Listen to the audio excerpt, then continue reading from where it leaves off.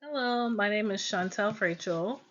The social problem that is of interest to me is racial discrimination. As an African American woman, racial discrimination is of immense importance to me. It's disheartening to witness the effects of racial discrimination on individuals and community because oftentimes it can lead to disparities, marginalization, and limited access to resources.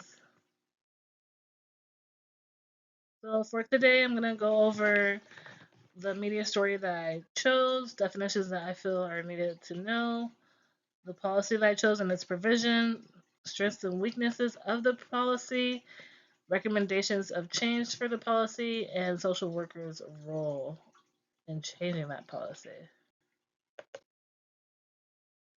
So the media story that I chose is about a mayor in Newborn, Alabama, right here in Alabama, who was ousted by his predecessor. His name was Patrick. His name is Patrick Braxton. He was the only one who filed for candidacy paperwork with the county clerk by the town's 2020 mayoral election deadline. Um, and in this city, Newborn, Alabama, which only has a residency of about 200 to 300, no other election had been held prior to this. Every mayor who held that position was just handed down based off of family inheritance in a sense. So when Braxton filed candidacy paperwork, he ended up winning by default. So to give you an idea of Newborn, Alabama, it's about 20 minutes west of Marion, Alabama, which is where the shooting death of a church deacon spurred the voting rights back in the 1960s. So right now, Mr. Patrick Braxton has filed a civil rights lawsuit stating that a special election had occurred that reelected the previous mayor, whose name is Haywood Stokes. Braxton stated that his council have been locked out of the building. They've been locked out of the town's financial accounts. The old council or the previous council continues to collect taxes, pay the lawn crews, and somehow conducts regular business as if they are still the rightful mayor.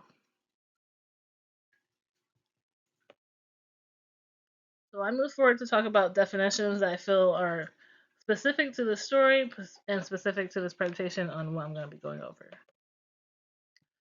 So one, racial discrimination.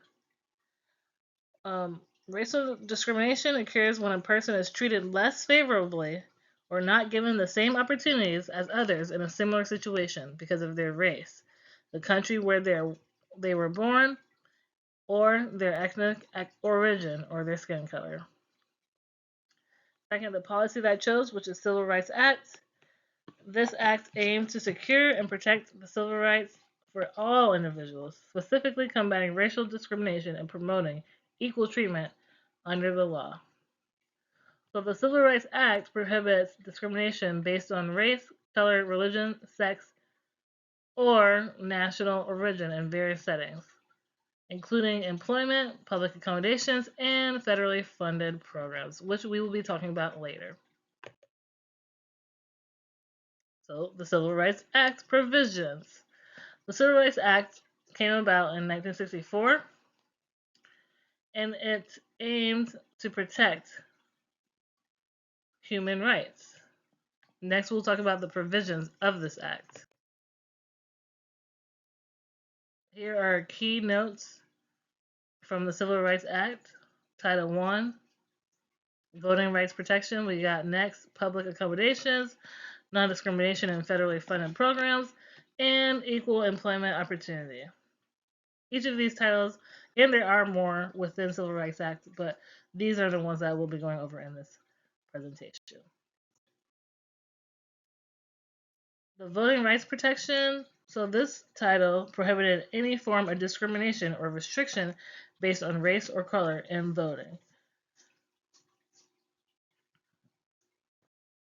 Next, the public accommodations. This title aimed to eliminate segregation and discrimination in public accommodations, such as hotels, restaurants, theaters, and other places open to the public. So this all came about during the Civil Rights Movement, which most of us are aware of, but if you're not, this was during Martin Luther King time, where African Americans, amongst other races, were walking, protesting peacefully, trying to just get civil rights. Okay, we got non-discrimination and federally funded programs, and this title prohibits discrimination based on race, color, or national origin in any program or activity receiving federal financial assistance. And then we got equal employment opportunity. So this title made it illegal for employers to discriminate against individuals based on race, color, religion, sex, or national origin. Next, we go on to talk about the strengths and weaknesses of the Civil Rights Act. So, one of the strengths is that it outlawed discrimination. So, it prohibited discrimination based on race, color, religion, sex, or national origin. And this provided legal protection against discriminatory practices in various areas, like we spoke about before employment, public accommodations, such as hotels, things like that, and education as well. It also promoted equality, and this helped to pave the way for equal treatment and equal opportunities for historically marginalized groups, challenging segregation and inequality that had persisted for decades prior to this act. Now, some weaknesses would be enforcement challenges, okay? So, one weakness of the Civil Rights Act was the difficulty in effectively enforcing its provisions, particularly at the state and local levels.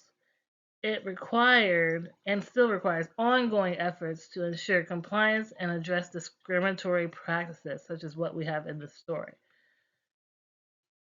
It also has a limited scope. While the Act did provide comprehensive protections against discrimination, it did not directly address all forms of inequality or institutional racism within society.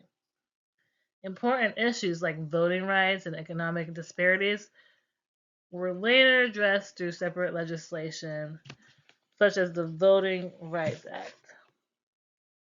We also have the lingering prejudice. Okay, so despite all of these efforts, all of the legal protections, attitudes of discrimination and prejudice have not completely disappeared, especially in Alabama, which is why we have this story that just came about. The Civil Rights Act could not eliminate deep seated biases or eradicate systematic inequalities that continue to impact marginalized communities. So, some recommendations would be trying to strengthening voting rights. So, this would enhance protections against voter suppression tactics and discriminatory voting practices. So, maybe considering measuring to expand access to voting, such as automatic voter registration, extended early voting periods, and increased funding for polling locations in underserved communities. Number two would be addressing systematic discrimination, including racial and ethnic minorities, LGBTQ plus individuals, women, and individuals with disabilities. So addressing them all. And number three, educational equality. Address the persistent achievement gaps in education by promoting equity and funding, resources, and opportunities for all students, regardless of their socioeconomic background or racial ethnic background. Those are some of the recommendations that could be helpful in making the Civil Rights Act 100%. So, what are our roles as social workers? our rules are similar in a sense when we're working with any policy that we want to work and change. Okay, so we would need to advocate for policy change. So we would engage in grassroots advocacy efforts to promote policies that advance civil rights. We would want to promote community empowerment. That could look like working directly with communities, empowering individuals to understand their rights and to have them take action.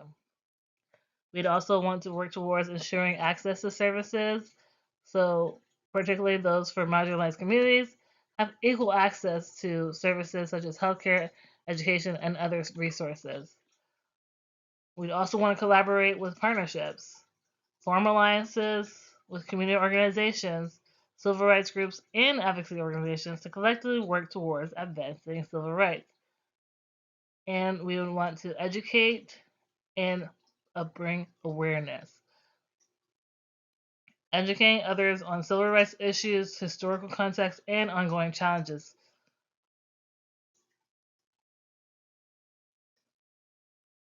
That is the end of my presentation, but that is just understanding. So, Mr. Braxton decided he's following a lawsuit, a civil rights lawsuit, and because he was discriminated, he was not able to be the mayor for his city and town, and social workers must work towards advocating for those civil rights, whatever that may look like.